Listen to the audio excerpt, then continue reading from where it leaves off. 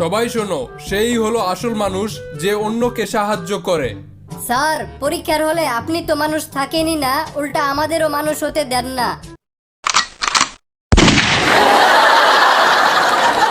বল্টু, কালকে আমার বউয়ের জন্মদিন, ওরে কি উপহার দিলে ভালো হয়? তোর বউরে একটা সাউন্ড বক্স গিফট কর। আরে না, আমার বউ ব্যস্ত মানুষ, গান শোনার সময় কই। তাহলে একটা পুতুল গিফট কর। আরে না, আমার বউ ব্যস্ত মানুষ, পুতুল দিয়ে খেলার সময় কই। তাইলে তুই বল কি গিফট দিলে ভালো হয়। শাড়ি দিলে কেমন হয়? তোর বউয়ের বাচ্চা কয়টা? 25টা। থাক, তাইলে আর শাড়ি দেস না, ব্যস্ত মানুষ, শাড়ি পরার সময় কই। Oh my god!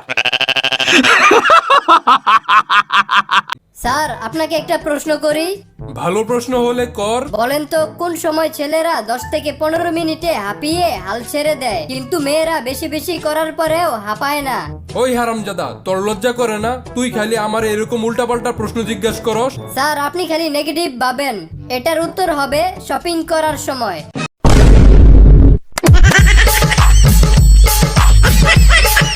জানোস দোস্ত, প্রতিদিন আমি অফিস থেকে বাসায় যাওয়া না পর্যন্ত আমার বউ কোনো ভাত টাত খায় না, আমার জন্য অপেক্ষা করে। বাহ, তোর বউটা তো অনেক ভালো, তোর জন্য কত দরদ। আরে রাখ তোর দরদ, প্রতিদিন অফিস থেকে বাসায় যাই, রান্না বান্না করি, তারপরেই খায়। Oh my god! স্যার, একটা মানুষ কি কখনো একটা গাধাকে বিয়ে করতে পারে? অসম্ভব।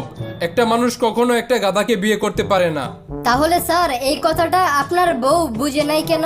Oh my god!